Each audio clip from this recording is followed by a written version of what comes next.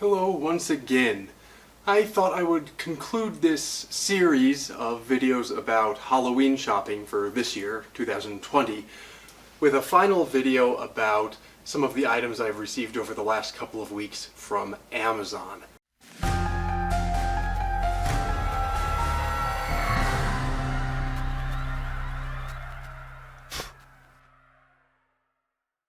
Now, I've bought some of these and others I have received free for purposes of review, but they're all sort of Halloween themed or horror themed.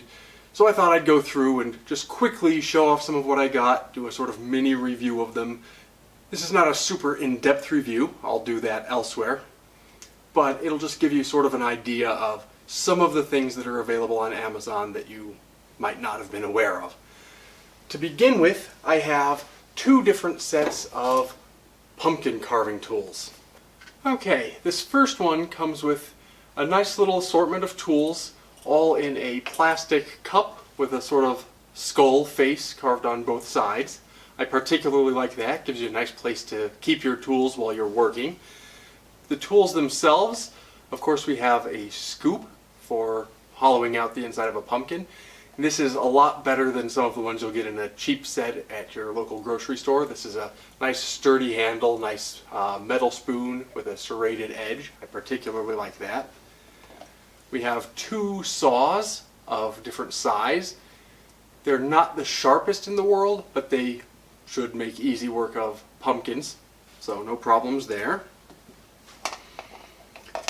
An assortment of three different cutting tools for different sorts of shapes. One of them is just like a razor blade, another is a sort of triangle shape with serrated edges, and then a sort of a U shape or a crescent shape. And finally, of course, we have the poking tool, very important for transferring patterns. We certainly need to have some sort of a punching tool. This is actually a really nice set. The handles are sturdy. They have holes so you can hang them if you want, although I can't imagine why you would want to because it does come with this nice cup, so everything could be self-contained all in one place. This is a nice start. Our second item is another pumpkin carving kit. This one comes in a zipper folder. When we open this, we see another assortment of tools. Very similar to the other one, we have a scooping tool with a metal bowl and serrated edge. I noticed this has a full tang construction, so a nice sturdy handle. I like that so far. Also, like the other set, we have two saws, again both with full tang handles. Very nice, very sturdy. Once again, not super sharp. I think these are a little bit sharper than the other set, but you know, you're not likely to cut yourself with them, but it's certainly sharp enough to go through a pumpkin. Also, like the other set, we have this crescent shape or half moon shape. And again, I notice full tang constructions on everything so far. The hole punching tool in this set is a little bit different from the last one. It has a sort of bulb-shaped handle as opposed to the normal handle, and a much shorter edge. But honestly, I'm not sure that one is better than the other. It just sort of depends on which one fits your hand better. This one's smaller and a little bit lighter, makes for maybe more delicate work. The other one has a longer handle to extend all the way across your hand. I'd say it's sort of 6 of one, half dozen of the other. The thing that sets this set apart, and I'm not going to take these out of the case individually, is a nice set of 6 carving tools. All of them are double-sided. We have loops, we have different sorts of edges, all different shapes, all different sizes. These are very useful if you're doing particularly delicate carving, and that's what's going to set this set apart as a somewhat higher level carving set. I would say this one is perfectly good for the intermediate pumpkin carver who wants to step up from the cheap plastic tools that you get at your grocery store, whereas this ends up being maybe more of a professional or expert level sort of a set. Both of them are very good though. Okay, this next set of items is right up Dr. McCoy's alley, and that is skulls. I've gotten 2 of them, but Amazon certainly has a wide selection. This first one is a life-size or approximately life-size, maybe slightly smaller than life-size skull I'm particularly impressed by the level of detail. Looks great. While this may be a Halloween decoration for most people, for me this is actually permanent decoration. It lives on one of my bookcases. Then we have this miniature skull, which I thought was going to be almost like a toy. Turns out it's actually quite expertly made. To begin with, the jaw is functional. There's a spring mechanism under there so the mouth can open and close. It can also be detached, although I'm not going to do that right now. The level of detail is rather astonishing. All of the seams between the bones are shown. The nasal cavity is shown in remarkable detail. Underneath, also quite good detail. And inside, you'll notice the cranium comes off. Inside, even more detail. This is anatomically accurate to a fairly high degree. And in fact, in addition to using this for keeping on a bookcase like I do or for Halloween decoration, this would also make a very good teaching tool for somebody trying to study anatomy. What do you think, Dr. McCoy? You like these skulls? Dr. McCoy likes the skulls. Let's move on though. In the slightly more whimsical category, I've gotten a set of 18 wind-up toys. We have chattering teeth, we have some that walk, we have some that crawl along. A lot of different mechanisms. And the nice thing about this set is all 18 of them are horror themed or Halloween themed, and all 18 of them are different from each other. I got a set of 18 unique wind-up toys rather than a random assortment with duplicates. I have no idea what I'm going to use them for, but we need a little bit of whimsy in our lives, I think, so this is definitely finding a nice space in my collection. Okay, so let's see how they do.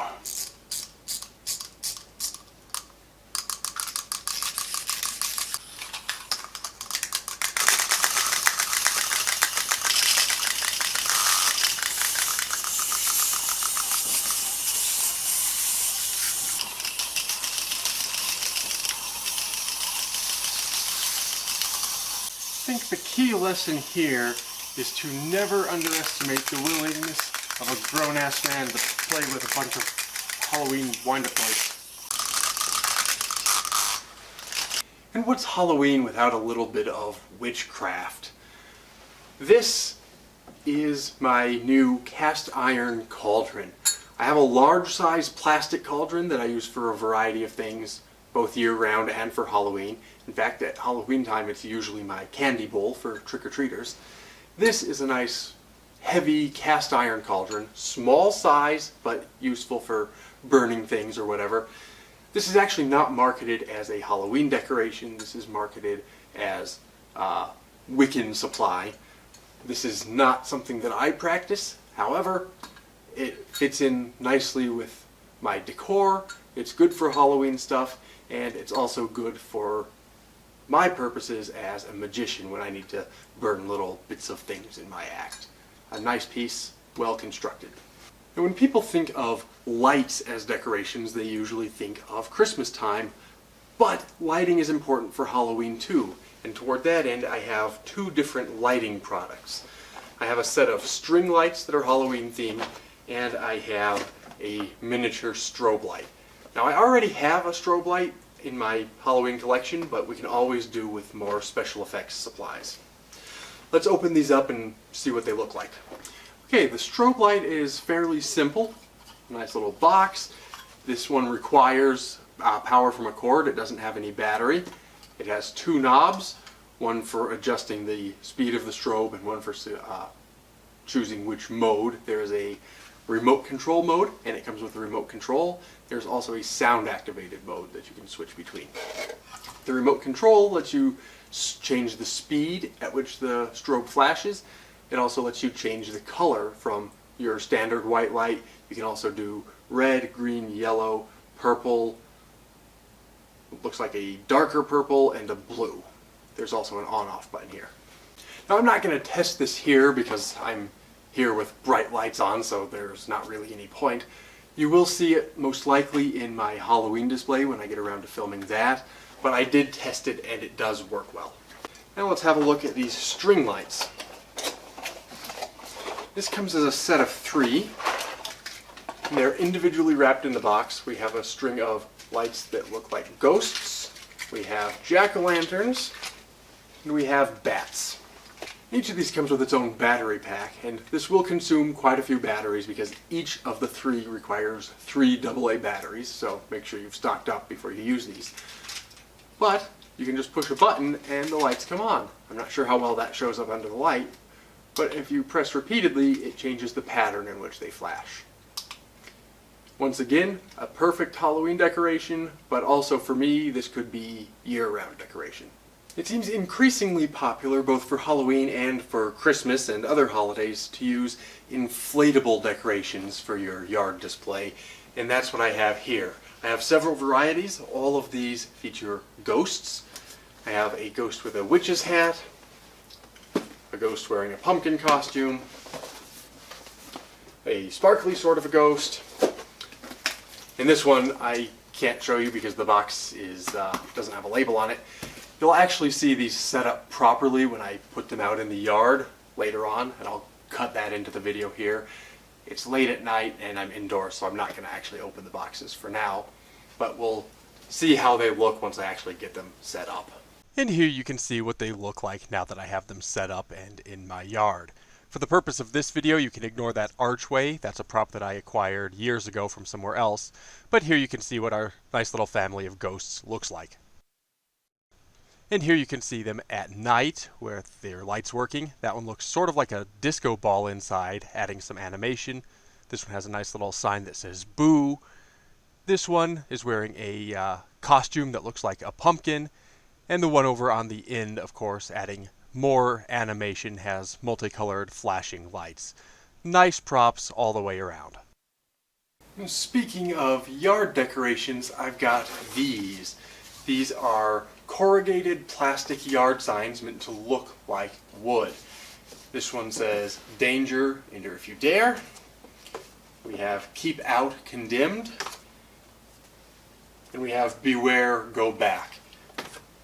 If these look like the sort of thing or sound like the sort of thing that you might feature in your yard display, maybe around a graveyard in your front lawn or something of the sort, these ones are decent. They are fairly cheap in their construction. It's corrugated plastic rather than real wood, but because it's plastic, it should be fairly resistant to the elements. They come with these little spikes that you just stick between the corrugated plastic and use those to anchor them into the lawn. Nothing special really, but for a low price, for something inexpensive that you can just stick in the ground without too much effort, they're actually pretty good. And for either indoor or outdoor decoration, I have some black cloth. This is a sheer black cloth that you can use to make it look old or even rotted, and you can drape it over things or between things. This is a set of 6 small pieces, so I'll unfold one so you can see what I'm talking about. I'm not going to unfold it all the way, but you can see how it looks like a sheer cloth. There are some holes in it. Makes a nice creepy sort of a decoration. Whereas this has 6 small pieces, this pack has 1 very large piece. This is also a slightly finer mesh. Neither of these is going to obscure anything, but both of them will add a nice creepy touch, and you'll still be able to see through them. And then I have this monster face decoration. This is for hanging over a garage door or on your house to make it look like the garage or the house is actually a monstrous entity of some sort. I'm not going to hang them for right now, but let's just open it up and see what the pieces look like. Okay, so here's one of the teeth. This is fairly thin plastic, but looks like it would be fairly resistant to the elements. There's no particular anchor or anything. You'll just use an adhesive to anchor it to your garage. Makes it easy to install and easy to take down, although perhaps not always the most durable. We'll see how well it survives the elements when I actually put them outside. It comes with, I'm not going to take everything out, but it comes with 2 eyes, a nose, and upper and lower teeth. You probably don't have to use all of it, but there are a lot of things you could do with something like this. Here's a couple more miscellaneous props. I have a skull with hands that you would put in a yard as a yard decoration, and I have some paper that's meant to look like it's bloody when it gets wet. Let's have a look at each.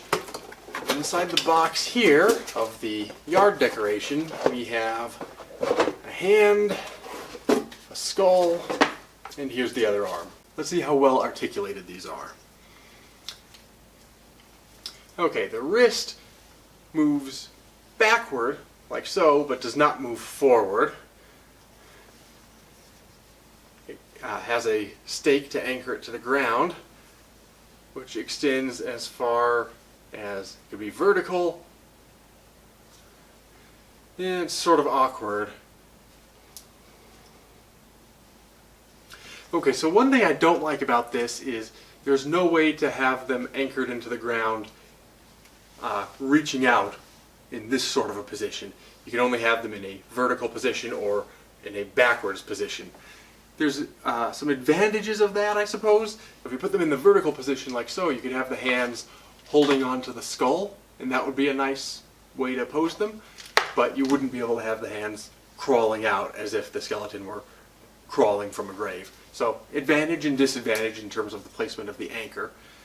The appearance, I mean, it's obviously not a realistic prop, but it actually looks pretty good and it feels fairly durable, so I do like that. The skull does have a working jaw, which seems to be fairly well attached, so that's good. The downside of the skull that I see is it doesn't have a stake to anchor it into the ground. So you would have to either get your own stake and glue it on there, or drill through and anchor it in there somehow, or just set this to the ground, or if you were doing the other thing, you could glue it to the hands, but you have to find some way to fix the skull in place, because this is lightweight enough that I suspect a good wind could actually send it down the street.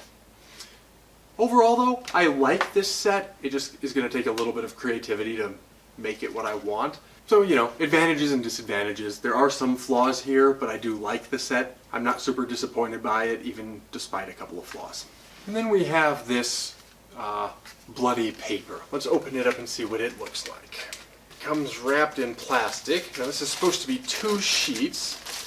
Let's see if they actually gave me what I'm supposed to give. Okay, it is 2 sheets. I'm going to set one of them to the side.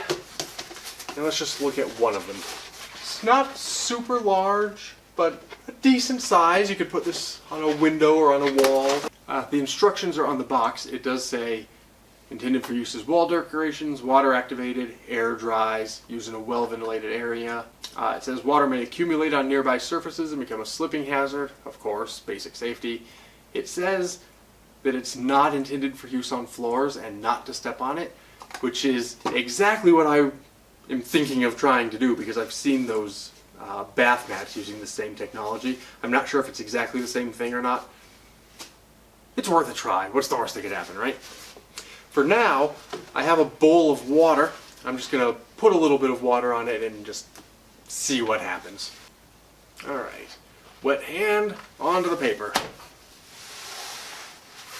And that's actually not too bad.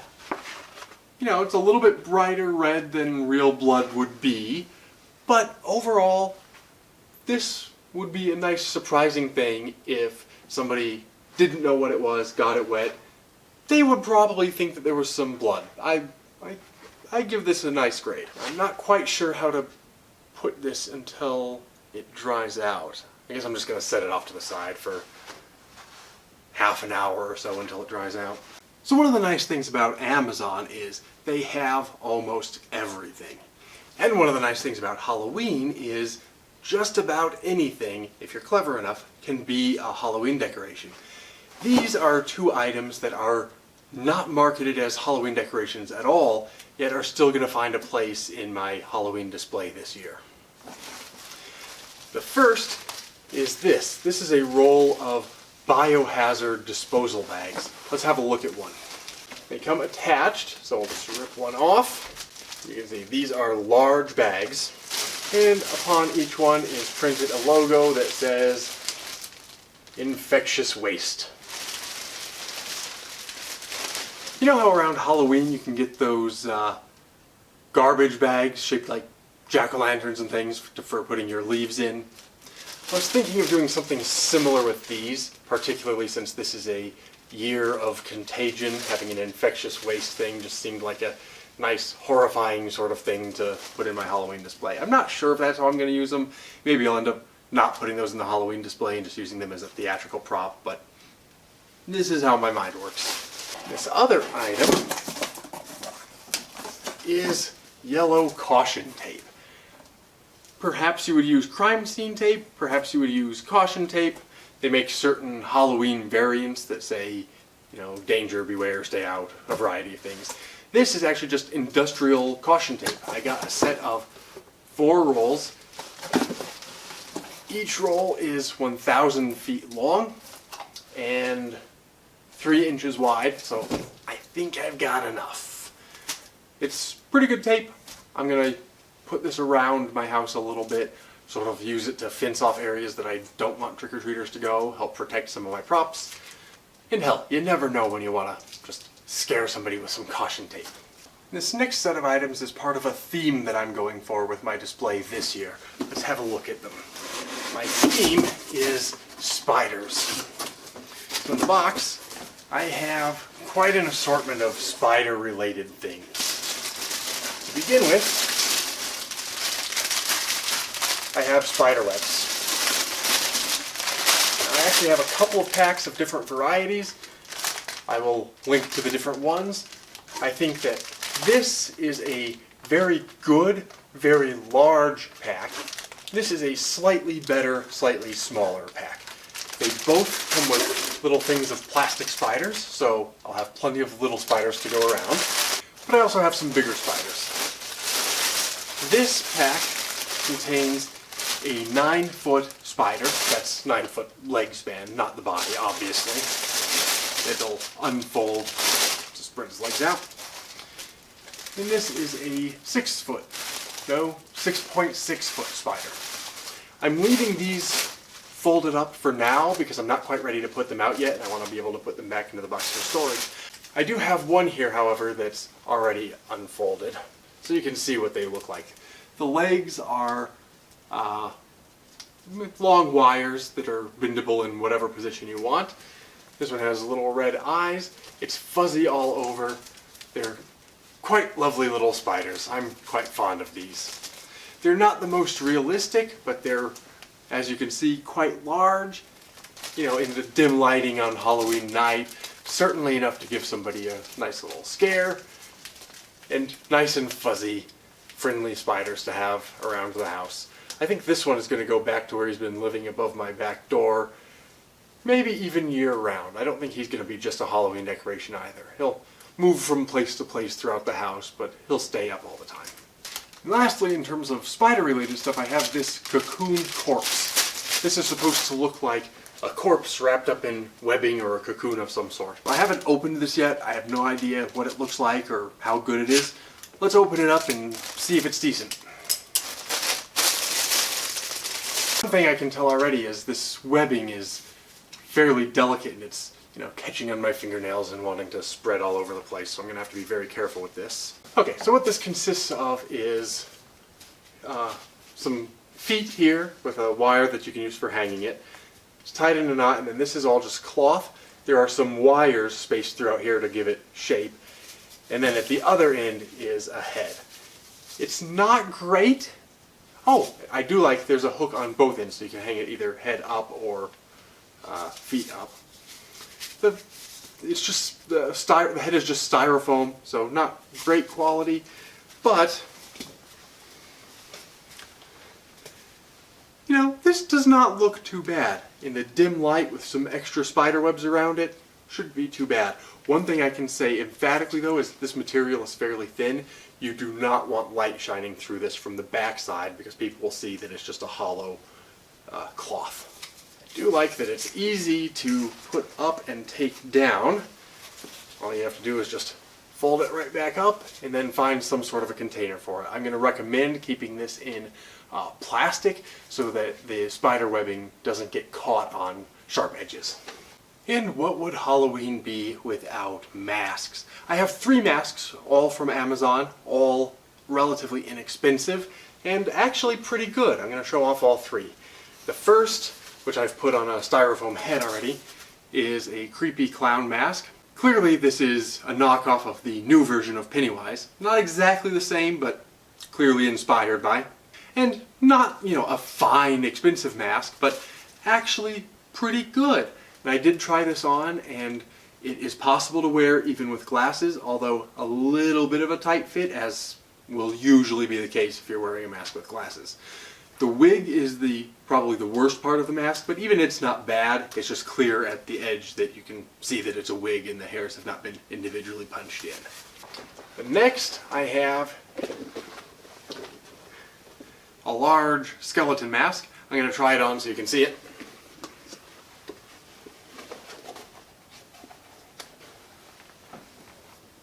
The nice thing about this mask, even though it probably sounds very muffled for you right now, this fits very comfortably over my glasses. There's plenty of breathing room. My glasses aren't fogging up at all. This might be the perfect mask, or the perfect type of mask for people who wear glasses. It's also very easy to put on and very easy to take off. Very nice mask.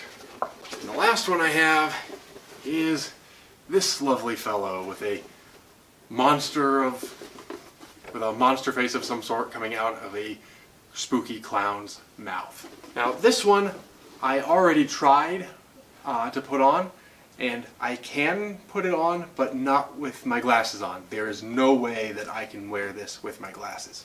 Can't be done. Maybe if you have smaller glasses, maybe if you have a smaller head. I don't want to say it's impossible for everyone. Certainly was impossible for me. The only thing I could possibly do to change that would be to cut a slit up the back, which I might very well do. I haven't decided yet. We'll see. For now, I'm going to take my glasses off. I'm going to put the mask on. That way you can just see what it looks like.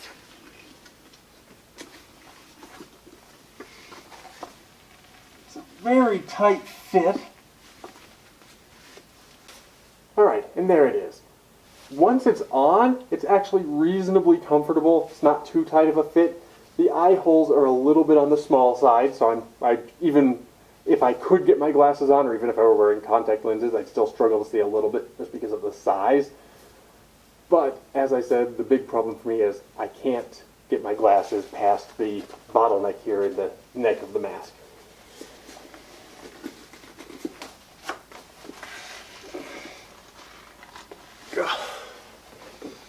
Alright, so those are 3 masks. Certainly Amazon has tons of them. There are also other places that make professional quality masks. Whatever your mask needs are for this year, Amazon's a good place, but they're not the only place. But definitely consider these 3 if they are of interest to you. Alright, well that's what I've got for today. Certainly there are many, many thousands, perhaps even millions of Halloween or horror related products on Amazon, but that's what I have for today. So until next time, take care and stay scared.